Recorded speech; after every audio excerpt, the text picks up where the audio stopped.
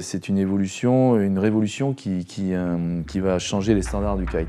Ça sera le nouveau standard dans les prochaines années. On ne verra plus ce crochet qu'on connaît en fer, soudé.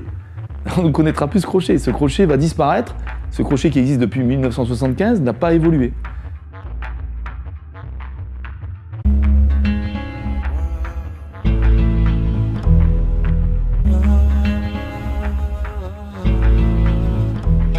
Ça fait des années que j'essaye de pousser le sport et chaque produit est scrupuleusement pensé et clairement il a pour moi toujours une connotation de faire évoluer la pratique, la discipline.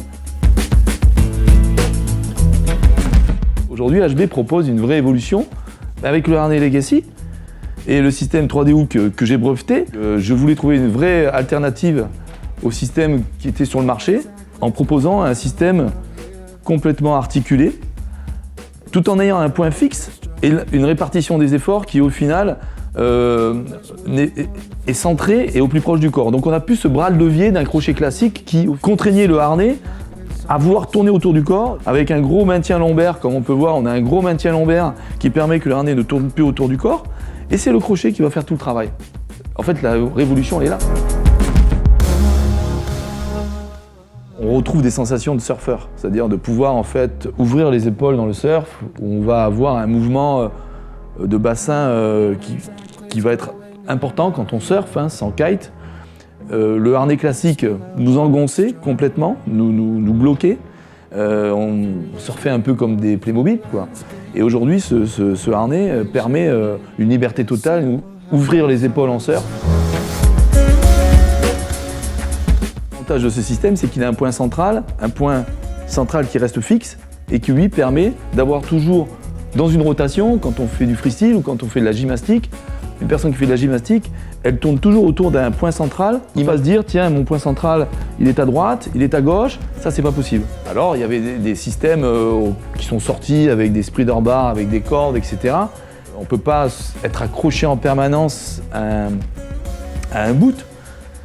Parce que aussi la pratique elle évolue tous les jours, on doit pouvoir se déhooker, on doit pouvoir se désolidariser de son crochet pour permettre en fait une sécurité totale et surtout la possibilité de faire des figures. On ne peut pas se résoudre et se contraindre à rester accroché en permanence à un boot.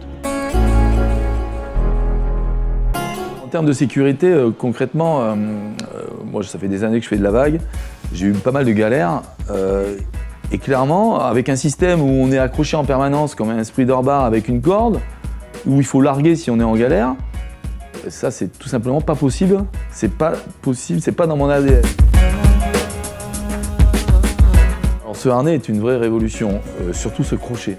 Il n'y a aucun temps d'adaptation par rapport à un crochet classique. Parce qu'en fait, on se retrouve avec une pièce qu'on connaît bien, qui est un crochet qu'on connaît, que 99% des gens utilisent. Et clairement, on l'essaye, on l'utilise. La seule chose qui va se passer, c'est que c'est un peu comme la direction assistée d'une voiture qui est sortie à un moment donné. On avait le même volant, on avait tout pareil. Et en fin de compte, c'était dans la sensation et dans la conduite qu'on s'est rendu compte de l'évolution de la direction assistée. C'est un peu comme ça. On fait essayer à des windsurfers, à des gens qui font du snow kite et des gens qui font du freestyle twin tip classique.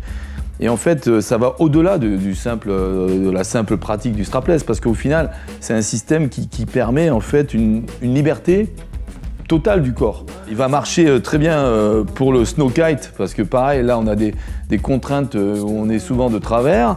Il marche très bien pour le twin tip, pour tout ça, parce qu'il a une particularité, c'est que un spreader bar avait tendance à monter avec un crochet classique, la contrainte, donc à faire mal. Donc les gens avaient tendance en foil d'utiliser des harnais culottes, et au final c'est le crochet qui lui va monter. Donc il n'y a plus cet effort où le harnais va avoir tendance à monter autour du corps, parce que c'est le crochet qui lui fait le travail. Clairement, ça se joue à presque rien, c'est-à-dire à une connexion beaucoup plus proche du corps, du nombril, et une rotation totale du crochet qui suit le mouvement de l'aile. Mon cahier des charges était d'avoir un système simple, facilement remplaçable. Comme on navigue dans un milieu marin avec des contraintes de sable, de sel, d'eau, on ne voulait pas quelque chose de mécanique. Donc on est sur un système qu'on connaît très bien, sur un bout en dynéma qui prend tout l'effort du crochet. Donc c'est le même système qu'on utilise sur un avant et sur un largueur classique. On est tous tenus par un dynéma sur les avants. Voilà, donc moi ça fait plus de 2 ans que je navigue avec ce système. Donc il a été testé dans les conditions les plus difficiles, lors de mes trips, de mes navigations ici dans 40 ou 45 nœuds. On a des vents très violents. Tout le team est équipé de ce harnais à travers le monde. Donc c'est un système qui est éprouvé, testé. Par rapport à d'autres systèmes qui existent sur le marché, le 3D Hook System, lui, est complètement compatible à toutes les marques, à tous les systèmes de largueur. Tu peux, sur la plage, prendre n'importe quelle aile, l'aile de ton pote, tu te poses pas de questions.